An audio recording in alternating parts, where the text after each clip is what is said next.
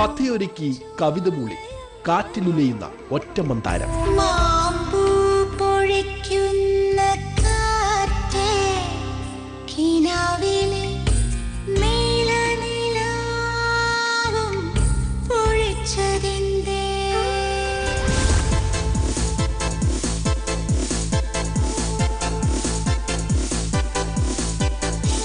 സംഘം ചേരലിന്റെ കരുത്തിൽ കഥയൊരുക്കി ലാൽ ബഹദൂർ ശാസ്ത്രി. ഈ കൊലപാതകം നടത്തിയത് ആനവർദ്ധ തന്നെയാണ്. അരുങ്കുലി ആനയുടെ അലഞ്ഞു തിരിയുന്ന പ്രേതം.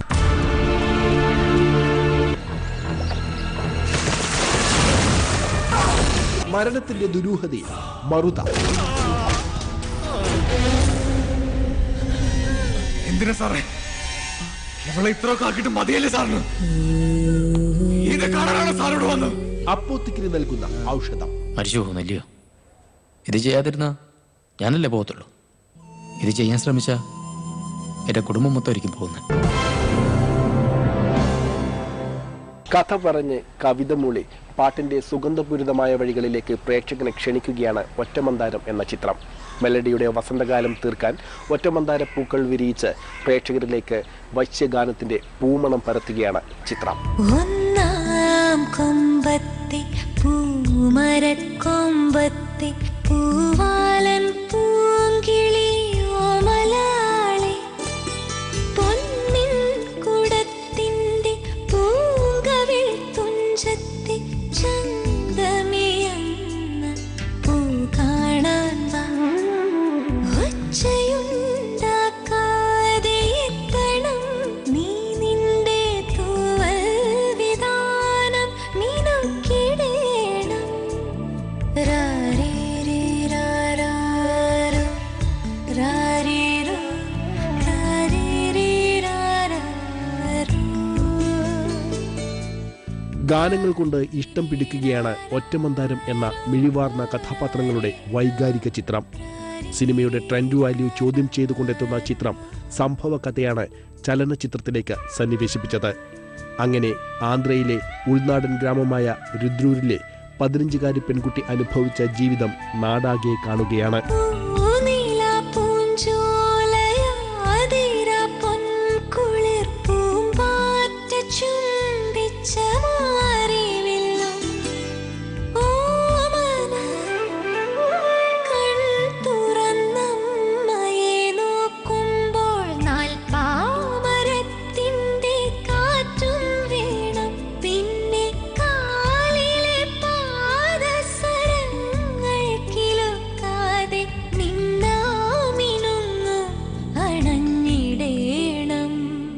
കൗമാരത്തിലെ ഗർഭവും വൈദവ്യവും അതിൽ മറ്റാരും അനുഭവിക്കാത്ത വൈകാരിക നിമിഷങ്ങളും കരടിലേക്ക് ദൂരമൊട്ടുമെടുക്കാതെ ഒരു യാത്ര നടത്തുന്നു.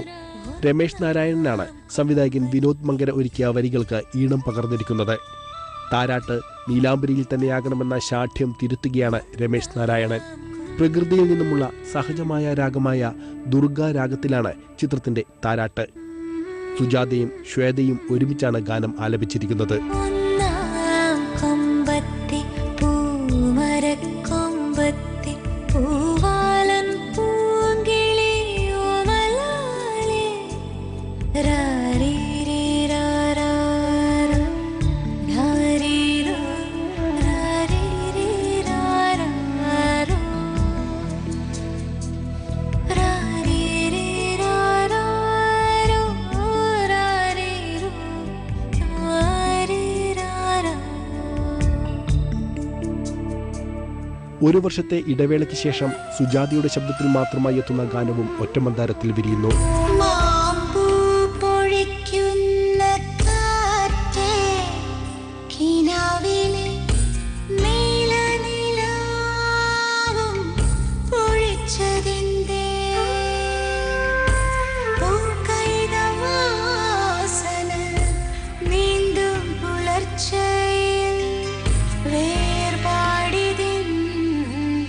സംവിധായകന്റെ മനസ്സിലെ ദൃശ്യങ്ങൾക്ക് കരുത്തു പകർന്ന സംഗീതമാണ് ഗാനത്തിൽ ലയം പ്രാപിച്ചത്. ഭാരതീയ സംഗീതത്തിന്റെ രാഗധാരയായ സിത്താർ ഗാനത്തിൽ ഉപയോഗിച്ചത് ബോധപൂർവമാണ്. മെലഡിക്ക് ബഹളം മാത്രം മതിയെന്ന രീതിയിൽ നിന്നും മാറി കാതിൽ മെല്ലെ പതിയെ പതിയുന്ന വശ്യ ശബ്ദത്തിനായാണ് സിത്താറിന്റെ ഉപയോഗം.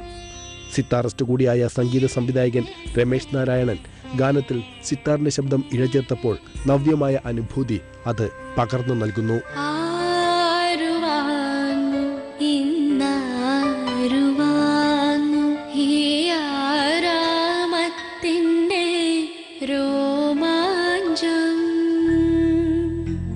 അപ്രമേയ വിലാസലോലയാ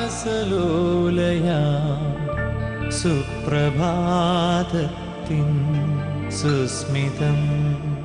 കഥയുടെ വഴിയിൽ വൈകാരികത ഏറിവരുമ്പോൾ ദൈവത്തിന്റെ സാധ്യതയാണ് സംഗീത സംവിധായകൻ പരീക്ഷിച്ചത്. പൂർവ ദിഗ്മുഖത്തിങ്കലൊക്കെയും പൂവിതളോളി പൂശുമ്പോൾ പൂർവ ദിഗ്മുഖത്തിങ്കലൊക്കെയും പൂവിതളോളി പൂശുമ്പോൾ നിദ്രയെന്നോടു യാത്രയും ചൊല്ലി നിർദ്ദയം വിട്ടുപോകയാ. മറ്റാർക്കും പകുത്തു നൽകാനാകാത്ത ബന്ധം സാഹചര്യങ്ങളാൽ വേറൊരാൾക്ക് പകർന്നു നൽകേണ്ടി വരുമ്പോഴുണ്ടാകുന്ന വൈകാരിക ഭാവമാണ് ഇവിടെ കരടിലേക്ക് ഇറങ്ങുക. ചങ്ങമ്പുഴ കവിതയും ചിത്രത്തിൽ ഇടം നേടിയിട്ടുണ്ട്. ഭാമയാണ് ചിത്രത്തിലെ കേന്ദ്ര കഥാപാത്രമായ കരയിലേക്ക് ഇറങ്ങിച്ചെന്നത്. മന്ദചേഷ്ടനായി നിന്നിരുന്നു ഞാൻ മന്ദിരാങ്കണ വീതിയിൽ മന്ദചേഷ്ടനായി നിന്നിരുന്നു ഞാൻ മന്ദിരാങ്കണ വീതിയിൽ. ജന്മം കൊണ്ട് ചേച്ചിയും കർമ്മം കൊണ്ട് അമ്മയുമായി വിവിധ ഭാവങ്ങളിലൂടെ കടന്നുപോകുന്ന നീലി എന്ന കഥാപാത്രമായി സജിത മഠത്തിൽ കഥാപാത്രമാകുന്നു. മലയാളം മറ്റൊരു നടനെ കൂടി മാനിക്കണമെന്ന ശ്രദ്ധ നേടിയെടുക്കുകയാണ് നന്ദുവിന്റെ ചേട്ടനും ഭർത്താവും അച്ഛനുമൊക്കെയായി മാറി മറിഞ്ഞു വരുന്ന കഥാപാത്രം. പ്രകൃതിയുടെ ആകർഷണീയത വച്ചുകെട്ടലുകൾക്ക് ഇടം നൽകാതെ പരമാവധി ഫ്രെയിമുകളിൽ ഒപ്പിയെടുത്താണ് ദൃശ്യഭാഷ ഒരുക്കിയിരിക്കുന്നത്. ജീവിതഗന്ധമാണ് ഒറ്റമന്ദാരം എന്ന ചിത്രം കാണിയിലേക്ക് പകരുക.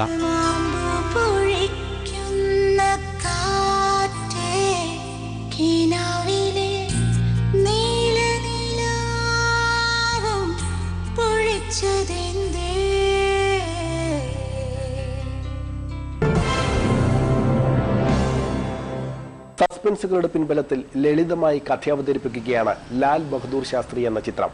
വ്യത്യസ്ത സാഹചര്യത്തിലുള്ള 3 പേരുടെ സംഘം ചേരലാണ് ചിത്രത്തിന്റെ ഗതി നിയന്ത്രിക്കുന്നത്. ജയസൂര്യ, നെടുപിടി വേണു, അജു വർഗീസ് തുടങ്ങിയവരാണ് സംഘാംഗങ്ങൾ.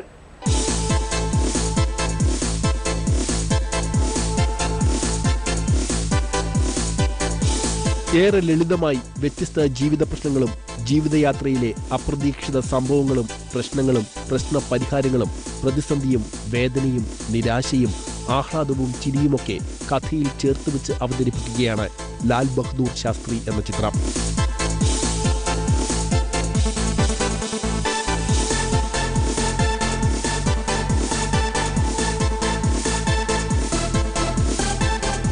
അവകാശവാദങ്ങൾ ഒന്നും ഉന്നയിക്കാതെയാണ് ചിത്രമൊരുക്കുന്നത്. ലളിതമായ ചിത്രം എന്ന് മാത്രമാണ് അണിയറക്കാരുടെ അഭിപ്രായം. സിനിമയുടെ സാങ്കേതിക വശങ്ങളിൽ പ്രവർത്തിച്ച രജീഷ് മിഥിലിയാണ് ചിത്രത്തിന് സംവിധാനമൊരുക്കുന്നത്. ഒരു ലൈറ്റർ സിനിമ ചെയ്യാന്നുള്ള ഒരു ഇൻഡസ്ട്രി മാത്രമേ ഉണ്ടായിരുന്നുള്ളൂ. നമ്മളെ കൊണ്ട് പൊക്കാൻ പറ്റുന്നത് പൊക്കുക എന്നുള്ള മാത്രമേ ഉള്ളൂ.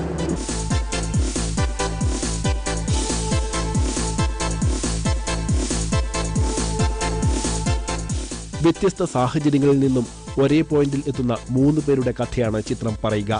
ശ്രീലാൽ, ബഹദൂർ ക, ധർമ്മജൻ ശാസ്ത്രി എന്നീ 3 പേർ. കുട്ടനാട്ടുകാരനാണ് ലാൽ. ചെയ്യാത്ത തൊഴിലുകളില്ല എന്ന് തന്നെ പറയാം. എല്ലാം ചെന്നെത്തുന്നത് പരാജയത്തിൽ. ഒടുവിൽ മനമെടുത്ത അവസ്ഥയിലാണ് നാട്ടിലെ പ്രമുഖന്റെ ശുപാർശ കത്തുമായി ഒരു രാഷ്ട്രീയ നേതാവിനെ തേടി കൊച്ചിയിലെത്തിയത്. കൊച്ചിയിൽ ലാൽ കണ്ടത് പുതിയ കാഴ്ചയാണ്. രാഷ്ട്രീയ നേതാവ് ഓഫീസായി പ്രവർത്തിപ്പിക്കുന്നത് ഒരു ബാറിലെ ഒരു കോണിലുള്ള മേശ കേന്ദ്രീകരിച്ച്. രസികനായ ഈ രാഷ്ട്രീയ നേതാവിനെ അവതരിപ്പിക്കുന്നത് മാള അരവിന്ദനാണ്.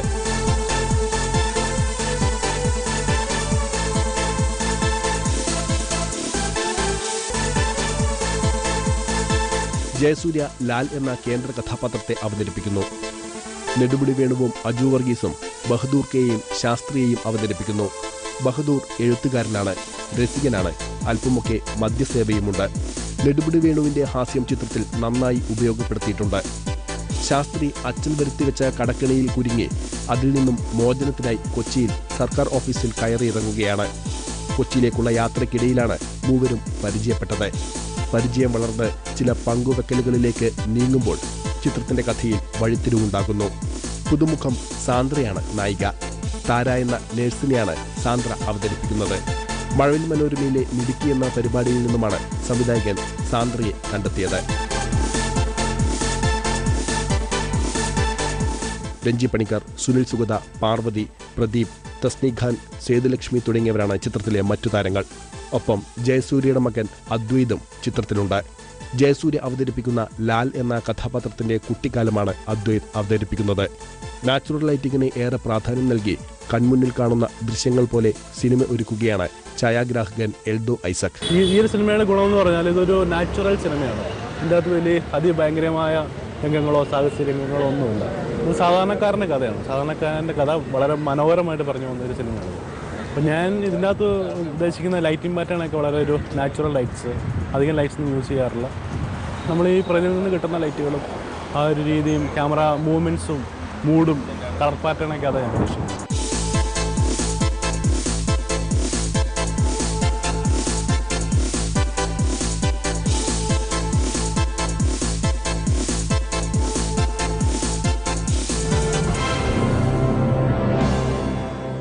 കാരണമറിയാത്ത മരണത്തിന്റെ ദുരൂഹത കഥയാക്കുകയാണ് മറുത എന്ന ചിത്രം. ഗ്രാമാന്തരീക്ഷത്തിലാണ് ചിത്രം കഥ അവതരിപ്പിക്കുന്നത്. ശ്രീജിത്ത് രവി കേന്ദ്ര കഥാപാത്രമായി എത്തുന്നു. ആരാടി നിന്റെ പ്രഭാകരൻ? ആരും തുറന്നു പറയണോ? ഈ കൊലപാതകം നടത്തിയത് ആനവർദ്ധ തന്നെയാണ്. അരുങ്കുലി ആനയുടെ അലഞ്ഞു തിരിയുന്ന കേരള തമിഴ്നാട് അതിർത്തിയിൽ നടക്കുന്ന ഒരു കഥയാണ് മറുതയിൽ കാഴ്ചകളാകുന്നത്. അതിർത്തിയിലുള്ള പുഴ കടന്നു പോകുന്നവർ ഒന്നൊഴികെ ചിഹ്ന ഭിന്നമായി പുഴയിൽ മരിച്ചു കിടക്കുന്നതിന്റെ ദുരൂഹതയാണ് ചിത്രം സസ്പെൻസുകളോടെ അവതരിപ്പിക്കുന്നത്.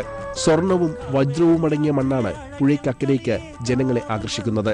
ഈ ആകർഷണത്തിൽ അവിടെ ചെന്നെത്തുന്നവരുടെ ജീവൻ നഷ്ടമാകുന്നു.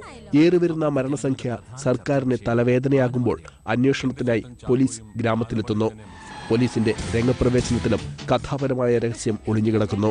ഗ്രാമത്തിലെ SI നടരാജനായി അബു സലീം കഥാപാത്രമാകുമ്പോൾ കേസന്വേഷണവുമായി എത്തുകയാണ് ശക്തിവേൽ IPS. ഷെജിൻ ശക്തിവേൽ IPSനെ അവതരിപ്പിക്കുന്നു. കഥയുടെ വഴിത്തിരിവിൽ വ്യക്തിത്വം വെളിവാക്കുന്ന കഥാപാത്രമായാണ് ശ്രീജിത്ത് രവി ചിത്രത്തിലുള്ളത്.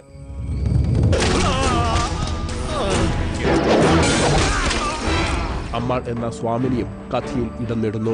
മാമുക്കോയ, സാജു കൊടിയ, കുളപ്പുള്ളിലില്ല തുടങ്ങിയവരാണ് മറ്റു താരങ്ങൾ. കുറ്റാന്വേഷണ കഥയായാണ് മറുത എന്ന ചിത്രം കാഴ്ചകളാകുക. അപ്പോത്തിക്കിരി എന്ന ചിത്രം തുടങ്ങുമ്പോൾ എഴുതി കാണിക്കുന്ന ഒരു വാചകമുണ്ട്. സിനിമയുടെ കഥ സിനിമയ്ക്കായി മാത്രം ഒരുക്കിയതാണെന്നും കഥാപാത്രങ്ങൾക്ക് ആരുമായി സാദൃശ്യമില്ല എന്നും. ഇതിൽ അവിശ്വസനീയത തോന്നിയേക്കാം. ചിത്രത്തിലെ ഓരോ കഥാപാത്രത്തിനും ജീവിച്ചിരിക്കുന്നവരോ മരിച്ചവരോ ആയി സാമ്യതകൾ ഏറെയാണ്. ഈ സാമ്യതകൾ എങ്ങനെ സ്വാധീനിക്കുന്നു എന്ന് പരിശോധിക്കാം. സാറിനെന്താ അതിശയം തോന്നുന്നുണ്ടല്ലേ? Everybody is lost. കൂടെ കുറേ കൂടി ആളുകൾ വരാൻ വേണ്ടി ഇരുന്നതാ. പിന്നെ ഞാനാ എന്നാത്തിനാന്നൊക്കെ ചോദിച്ച് വിലക്ക്. അതൊരു വരവ് തന്നെയായിരുന്നു സാറേ. ഇത് കാണാനാണ് സാറോട് വന്നത്. വേദനയുമായി ഒരിക്കലെങ്കിലും ആശുപത്രിയിൽ പോയിട്ടുള്ള ഏതൊരാളുടെയും മാനസികാവസ്ഥകളിലൂടെ കടന്നു പോകുന്ന അപ്പോത്തിക്കിരി ഡോക്ടർ രോഗി ബന്ധം വൈകാരികമായി അവതരിപ്പിക്കുന്നു. ജോലിയിൽ സമർത്ഥനായ, മനസ്സുകൊണ്ട് ദുർബലനായ ഡോക്ടർ വിജയ് നമ്പ്യാരാണ് കഥയിലെ ഡോക്ടർ. ജോലിയിലെ തന്റെ മിടുക്കുവെച്ച് വിലപേശാൻ അറിയാത്ത വിജയ് നമ്പ്യാർ ആതുര രംഗത്തെ കച്ചവടവൽക്കരണത്തിന് നിശബ്ദ സാക്ഷിയാകുന്നു.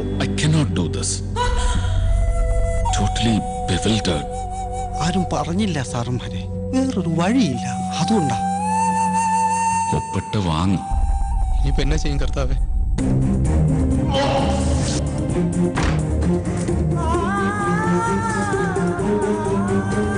അവരെന്നെ ജീവിക്കാൻ അനുവദിക്കില്ല.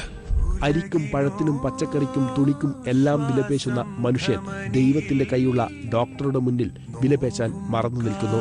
അവസാന നിമിഷം വരെയും പ്രാർത്ഥനയോടെ വിശ്വാസത്തോടെ അവസാന നാണയവും അവർ ആ കാൽ കീഴിൽ വെക്കും. രോഗിയുടെ ഈ മാനസികാവസ്ഥ ചൂഷണം ചെയ്യപ്പെടുന്നു. For any development to have happened in the medical world, a thought was needed. സ്തുതി ഞാൻ സൊല്ല്. അല്ലെങ്കിൽ തന്നെ എന്റെ കൊച്ചിന് കിടന്നുറങ്ങാൻ ബാത്റൂം ഒക്കെ ധാരാളമല്ലേ. നീ കുത്താതെ ഏതുവരെ പഠിച്ചു? 10ാം ക്ലാസ് ജയിച്ചതാ. ഈ രോഗിയാണ് ചിത്രത്തിലെ ഒരു പ്രധാന കഥാപാത്രം. ഈ കഥാപാത്രം നമുക്ക് ഒരു പക്ഷേ പരിചിതമാണ്. പരീക്ഷണങ്ങളും അത്യാധുനിക സൗകര്യങ്ങളും ആതുര ശുശ്രൂഷ രംഗത്ത് ഒഴിവാക്കാനാകുന്നതല്ല. പക്ഷേ മുന്നിലെത്തുന്ന രോഗിയെ രോഗിയായി മാത്രം കാണുന്ന അവസ്ഥ ഒഴിവാക്കപ്പെടേണ്ടതാണെന്ന് ചിത്രം പറയുന്നു. കഥയല്ല, ചില ഡയലോഗുകൾ ചിത്രത്തെ സസ്പെൻസ് ചോരാതെ വിശദമാക്കും. ഹൃദയത്തിലേക്ക് അതിവേഗമിറങ്ങുന്ന ഈ ഡയലോഗുകൾ മാനിക്കാതിരിക്കാനാവില്ല. ഓരോ പ്രേക്ഷകനും ഈ ഡയലോഗുകൾ ഹൃദയത്തിലേക്കേറ്റിയാണ് തിയേറ്റർ വിടുന്നത്. മോനെ, നിന്റെ മുന്നിലിരിക്കുന്ന ഓരോ രോഗിയെയും ഇൻട്രാസെറിബ്രൽ ഹെമറേജ് ആയിട്ടും ബ്രെയിൻ ട്യൂമറായിട്ടും കാണരുത്. അവരെ ഒരു കമ്മോഡിറ്റി ആക്കരുത്. ഒരു മനുഷ്യനായി കാണണം. കുടുംബവും കുട്ടികളും സന്തോഷവും സങ്കടവും ഉള്ള മനുഷ്യനായിട്ട്. അവർ അരി വാങ്ങാനും തുണി വാങ്ങാനും കുട്ടികൾക്ക് സ്കൂളിലെ ഫീസ് കെട്ടാനും മാറ്റിവെച്ചിരിക്കുന്ന തുക, അല്ലെങ്കിൽ മറ്റുള്ളവരുടെ മുന്നിൽ കൈനീട്ടി നാണം കെട്ട് എരുന്ന് വാങ്ങുന്ന തുക, അതാണ് അവർ ഇവിടെ കൊണ്ടുവന്ന് തരുന്നത്.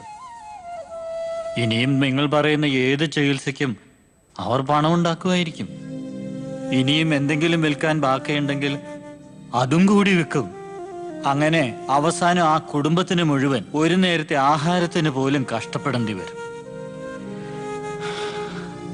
കുറച്ച് പച്ചക്കറിക്ക് പോലും മാർക്കറ്റിൽ വിലപേശാറുള്ള മനുഷ്യൻ ചികിത്സയ്ക്ക് വേണ്ടിയോ മരുന്നിന് വേണ്ടിയോ വിലപേശാറില്ല.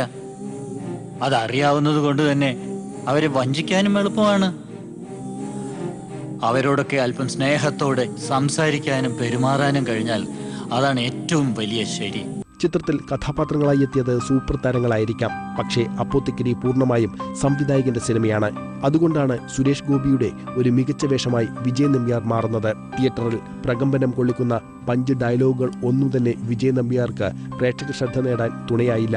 എന്നിട്ടും കയ്യടി നേടാൻ പോകുന്ന കഥാപാത്രം. ബോഡി ലാംഗ്വേജിലും ഡയലോഗ് മോഡുലേഷനിലുമൊക്കെ ഏറെ ശ്രദ്ധ ചെലുത്തിയാണ് സുരേഷ് ഗോപി ഈ കഥാപാത്രത്തെ ജീവിപ്പിച്ചത്. ദേവരൂപം നീറും നെഞ്ചിനോ ശാന്തി മന്ത്രം ഉയിരിനോ കാവൽ ധരണിയിൽ ഉലകിനോ ശ്വാസം ധമനിയിൽ നോവും കാലമെന്നും സ്വന്തമാകും നിൻ സാന്ത്വനം. മറ്റൊരറ്റത്ത് സുബിൻ ജോസഫ് എന്ന രോഗിയെ കാണാം. രോഗിക്ക് പിന്നിൽ ജയസൂര്യയെ കാണാൻ കഴിയില്ല പ്രേക്ഷകനെ. മനസ്സുകൊണ്ടും ശരീരം കൊണ്ടും സുബിൻ എന്ന രോഗിയായിരിക്കുന്നു ജയസൂര്യ. അവളാ ഡെയ്സി ഭയങ്കര ഇഷ്ടമാണ്. അവൾക്ക് എന്നെയും എനിക്ക് അവളെയും. എതിരെതിരും തൊട്ടെ. വേണ്ട, മാതാവിനെ നമ്മൾ പരീക്ഷിക്കാൻ പാടില്ല. മുമ്പേ പറഞ്ഞ 8-9 ലക്ഷം രൂപയൊക്കെ തന്ന് ഓപ്പറേഷൻ ചെയ്താലല്ലയോ ഇവിടെ റൂമിൻ്റെ കാര്യമൊക്കെ വരത്തുള്ളൂ. എന്നായാലും അതൊന്നും വേണ്ടി വരികയല്ല. ചേട്ടായി, സർജറി മറ്റു വല്ല ഹോസ്പിറ്റൽസിലും നടത്താനാണെങ്കിൽ അവിടെയൊന്നും ഇത്രയും ഫെസിലിറ്റീസും ഡോക്ടർ വിജയ് നമ്പ്യാരെ പോലൊരു സർജനും ഉണ്ടായിക്കൊള്ളണമെന്നില്ല. എവിടെയും പോകുന്നില്ല എൻ്റെ സാറേ. പക്ഷേ ഓപ്പറേഷൻ നടത്താതിരുന്നാൽ മരിച്ചു പോകുന്നില്ലയോ? ഇത് ചെയ്യാതിരുന്നാ ഞാനല്ലേ പോകത്തുള്ളൂ. ഇത് ചെയ്യാൻ ശ്രമിച്ചാ എൻ്റെ കുടുംബം മൊത്തം ഒരിക്കും പോകുന്നത്. ചേട്ടായി, ആസിഫ് അലിയുടെ പ്രതാപൻ മുഴുവൻ സമയവും മനുഷ്യർക്ക് ചേർന്ന രീതിയിലല്ലാതെ പെരുമാറുന്നതിന് ചിത്രം ന്യായീകരണം കാത്തുവച്ചിരിക്കുന്നു. എന്തിനാ സാറേ ഇവളെ ഇത്രയൊക്കെ ആക്കിയിട്ട് മതിയല്ലേ സാറിന്? ഇത് കാണാനാണ് സാറോട് വന്ന് ഇങ്ങനെ ചത്ത് ജീവിക്കുന്നത് കാണാൻ. ഇവളെ ഞാൻ കൊണ്ടുപോവാ എന്റെ ലോകത്തിലേക്ക്. ചിത്രം വിജയ് നമ്പ്യാർക്ക് ചുറ്റും വിജയ് നമ്പ്യാർക്ക് ഉള്ളിലുമായി നടക്കുന്ന കഥ നൂലിഴ പൊട്ടാതെ അവതരിപ്പിച്ചിരിക്കുന്നു. ഫാന്റസി ഒട്ടേറെയുണ്ടെങ്കിലും അമിത നാടകീയതയിലേക്ക് വഴുതി പോകാതെ കയ്യൊതുക്കത്തോടെ സംവിധായകൻ അവതരിപ്പിച്ചിരിക്കുന്നു. എന്ത് വന്നാലും നിന്നെ ഞാൻ ഒറ്റപ്പെടുത്തില്ല. വിജയ് ഇപ്പൊ അമ്മയ്ക്ക് ബലിയിട്ടിട്ട് കുറെ ആയില്ലേ? തിരുനെല്ലിയിലോ ഇനി അതൊത്തിരി ദൂരമാണെങ്കിൽ തിരുനാവായിലോ പോയി അതൊന്നും ചെയ്തൂടെ? അതൊന്നും ചെയ്യാത്തതിന്റെ ശാപവുമായിരിക്കും ചിലപ്പോ.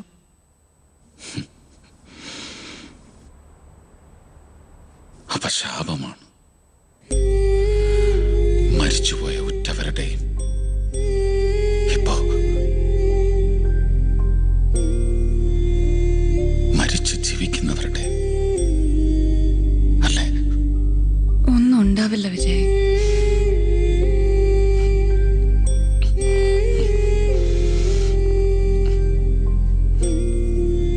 സിനിമ എന്ന ബഹുജന മാധ്യമത്തിന്റെ സമൂഹത്തോട് ഉണ്ടാകേണ്ടുന്ന പ്രതിബദ്ധത ആ കലാരൂപത്തോട് നീതി പുലർത്തി തിയേറ്ററിൽ എത്തിച്ചിരിക്കുന്നു. ഈ ഘട്ടത്തിൽ പരാമർശിക്കേണ്ടുന്ന പേരുകൾ വേറെയുമുണ്ട്.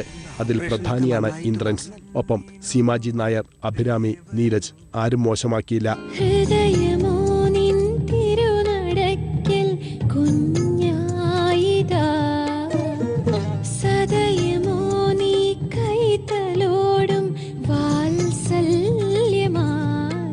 കരലാളനം മൂടി ജീവനെ തേടി സ്ഥിരജീവിതം ചൂടി മാനസം പാടി വേദനിക്കും ജീവനെന്നും നീശ്വരൻ. സെമി ഓഫ് ബീറ്റ് പടത്തിന്റെ സ്വീകാര്യത കാലേക്കൂട്ടി മനസ്സിലാക്കി വിതരണത്തിനെത്തിച്ച ടൈമാക്സും പ്രത്യേക അഭിനന്ദനം അർഹിക്കുന്നു. പ്രേക്ഷകരും അവരുടെ ഭാഗം ഭംഗിയായി നിർവഹിച്ച് കൈയടിച്ചുകൊണ്ടാണ് തിയേറ്റർ വിടുന്നത്. അപ്പോത്തിക്കിരി പോലുള്ള ചിത്രങ്ങൾ കാലഘട്ടത്തിന്റെ അനിവാര്യതയാണ്.